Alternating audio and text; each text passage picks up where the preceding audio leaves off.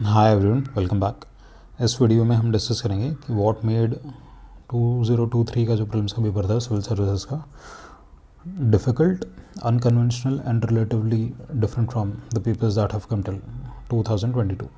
बहुत ही छोटा सा वीडियो होने वाला है ये, तो लेट्स स्टार्ट।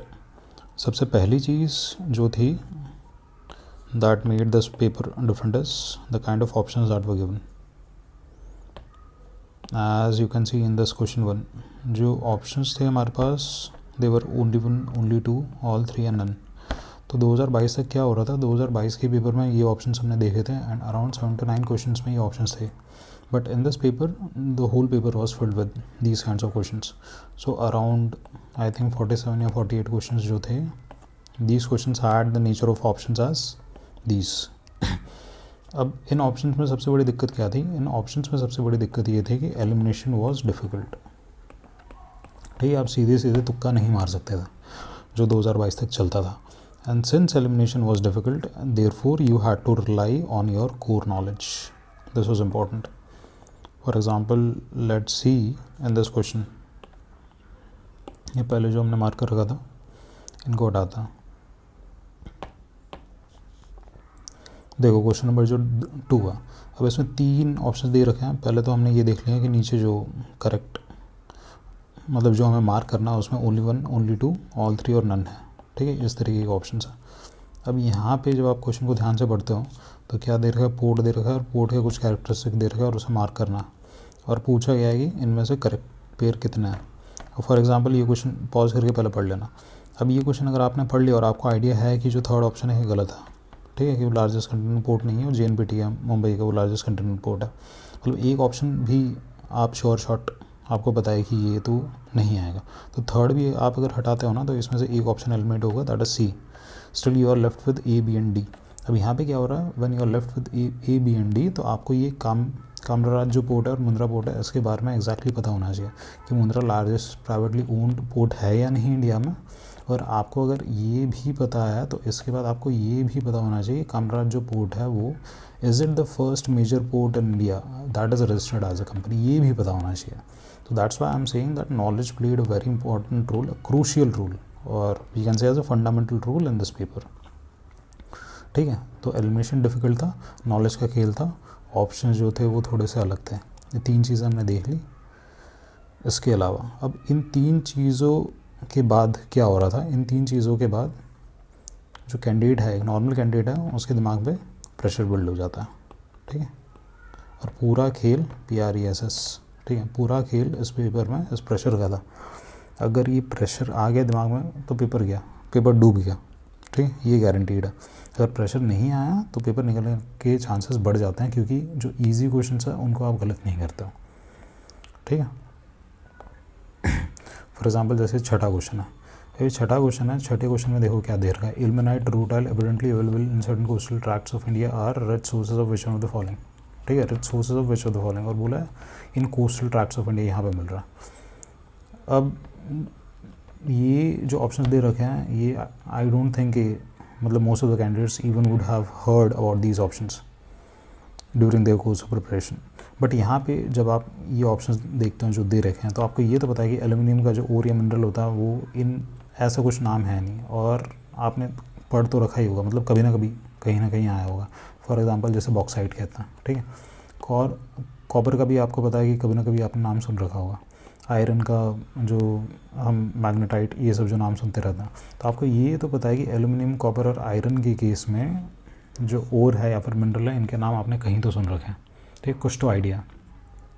तो एक ऑप्शन आपका बचता है टाइटेनियम। इन क्वेश्चंस को हम रिवर्स इंजीनियरिंग के थ्रू सॉल्व करते हैं, जो कहता है कि मतलब एग्जैक्ट आइडिया नहीं है बट इतना पता है कि क्या चीज़ें गलत होंगी। ठीक है, तो ये जो क्वेश्चन है ये क्वेश्चन एग्जाम में बन सकता था। ठीक है, इस तरीके से। अभी UPSC ने मतलब आंसर की रिलीज़ नहीं की है, बट स्टिल गूगल वगैरह करोगे तो शायद मिल जाएगा कि ये जो मिनरल है ये टाइटेनियम के है। तो ऐसे क्वेश्चन भी गलत करने के चांसेस बढ़ जाते हैं अगर प्रेशर आ गया तो। ठीक है, प्रेशर नहीं आया तो फिर ये क्वेश्चन हैंडल हो जाता है। आगे देखते हैं, 3-4 चीज़ें हमने देख ली। इसके अलावा जो ऑप्शन जो बना रखे थे, ऑप्शंस वर इनहेरेंटली डिफ़िकल्ट, ये भी मतलब इम्पॉर्टेंट है। जैसे कि ऑप्शंस मतलब स्टेटमेंट्स, जैसे फॉर एग्जांपल ये क्वेश्चन ले लो fourth, India has more arable area than China, ठीक है पहली चीज़। Second, the proportion of irrigated area is more in India as compare to China. आगे, the average productivity per hectare in Indian agriculture is higher than that in China.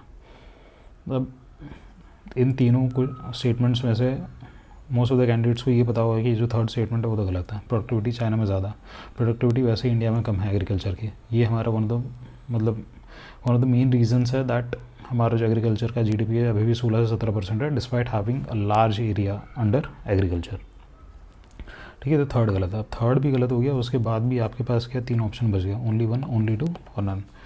अब यहाँ पे क्या है, जब कोचिंग मतलब बहुत सारे जो कोचिंग इंस्टीट्यूशन जब आंसर वगैरह निकालते हैं तो वो रिसर्च वगैरह करके निकालते हैं और फिर वो आपको स्टेटमेंट्स एक्सप्लेन कर देते हैं कि जैसे सेकंड है तो the proportion of irrigated area is more in India as compare to China.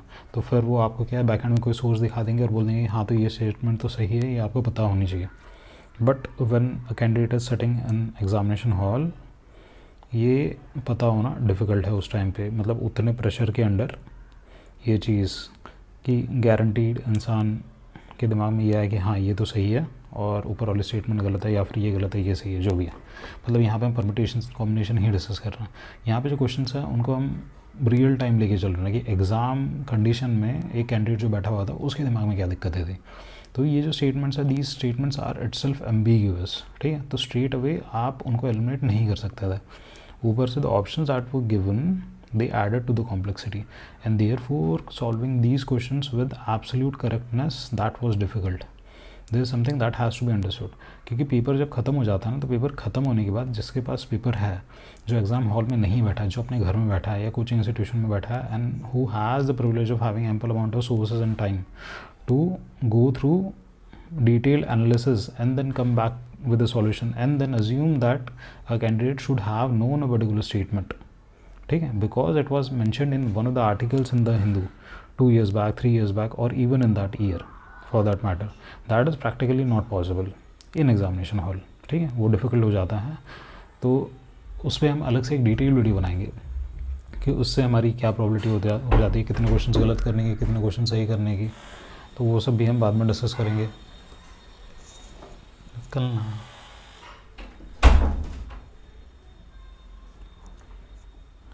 तो ये था ये हम फिर आगे देखते हैं कहाँ पहुँचे थे हम, फोर्थ पे पहुँचे थे। तो फोर्थ वाला हमारा क्वेश्चन देख रहे थे।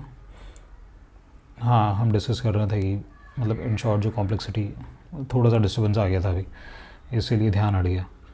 तो हम डिस्कस कर रहे थे कि कॉम्प्लेक्सिटी मतलब क्वेश्चंस की किस तरीके से एम्पलीफाई होती जा रही थी। तो ये 4-5 चीज़ें अब तक हमें मिली हैं। इसके अलावा क्या है, स्टेटमेंट, जो स्टेटमेंट्स का नेचर है। फॉर एग्जांपल जैसे ये 11th वाला क्वेश्चन देख लेता हूँ, सॉल्व नहीं कर रहे हम क्वेश्चन अभी, सॉल्व करने के लिए इन डिटेल हम अलग से आगे देखेंगे। तो 11th वाले क्वेश्चन में क्या है कि जो नेचर ऑफ ऑप्शन दे रखे हैं ये थोड़े से अलग है। मतलब पहले 2022 तक ऐसे ऑप्शन नहीं आते थे, अब ये ऐसे आने लग गए कि स्टेटमेंट 1 और स्टेटमेंट 2 दोनों करेक्ट है और स्टेटमेंट 2 स्टेटमेंट 1 को एक्सप्लेन कर रहा है और उसके बाद स्टेटमेंट 2 एक्सप्लेन नहीं कर रहा, उसके बाद एक करेक्ट है एक अनकरेक्ट है, इस तरीके से। अब क्या हो रहा है यहाँ पे, दिक्कत ये हुई है कि ये पूरा प्रेशर, ये पूरा पेपर देख के जो कैंडिडेट है वो वैसे ही प्रेशर में आ गया है, उसका पैनिक बटन वगैरह एक्टिवेट हो गया, ठीक है। तो अब क्या हो रहा है, ये जो क्वेश्चन है एक्चुअल में ना, ये जो स्टेटमेंट्स वाले क्वेश्चन थे ना, ये करना आसान था पेपर में, आप निकाल सकते थे इसको विथ श्योर शॉट गारंटी, ठीक है। बट ये तभी होता है जब आप पेपर में काम होता है, शांति से अगर पेपर सॉल्व कर रहा होता है। इन क्वेश्चंस को हम आगे देखेंगे इन डिटेल कैसे सॉल्व किया जा सकता था। This thing is also that is something that was different in this CS paper, ठीक है।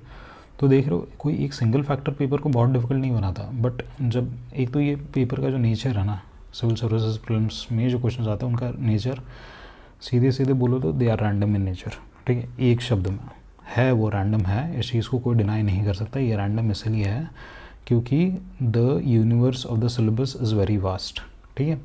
क्वेश्चन कहीं से भी उठ के आ सकता है, that you are not really sure of, ठीक है। तो ये सबसे बड़ी दिक्कत है, क्वेश्चन कहीं से भी आ सकता है तो क्वेश्चन कैसा भी पूछा जा सकता है, that is not in your hand. What is in your hand is to read what is the question that is given, to read what is asked and then to read the statements that are given very carefully and then mark the option, ठीक है। अब ऐसा भी नहीं कि paper सिर्फ एक इंसान को डिफ़िकल्ट लगाओ, 2 को लगाओ, मतलब मेजॉरिटी का परसेप्शन ये था कि 10 पेपर वॉज डिफ़िकल्ट। तो हम ये एज्यूम करके चल सकते हैं डेमोक्रेटिकली कि हाँ भाई ये पेपर थोड़ा सा अलग था और निकालना थोड़ा मुश्किल था। ठीक है, तो ये कुछ फैक्टर्स थे इस पेपर में। इसके अलावा इनहेरेंट नेचर ऑफ ऑप्शंस वगैरह ये तो हमने देख लिया कि ऑप्शंस डिफ़िकल्ट बने थे, मतलब स्टेटमेंट्स जो थी वो तो डिफ़िकल्ट बनी थी, उनको डिनाई नहीं किया जा सकता। कुछ क्वेश्चंस में तो हवा भी नहीं लगी कि क्वेश्चन कहाँ से आया, ये हर साल होता। तो इस साल मतलब कोई नई बात नहीं थी। तो ये था एक छोटा सा ब्रीफ एनालिसिस इस पेपर का। तो आगे जब 2024, 25, 26 जब भी आप पेपर दे रहे होंगे तो ये चीज़ आपको दिमाग में रखनी है कि जो मेंटोस ज़िंदगी जैसे कहते हैं वैसे क्वेश्चंस भी अब आते हैं और आएंगे। सी सैट पे हम इन डिटेल अलग से एक वीडियो बनाएंगे, जो सी सैट पे मतलब बहुत ज़्यादा ह्यू एंड क्राई जो हुआ है कि ऐसा पेपर तो आना ही नहीं चाहिए था।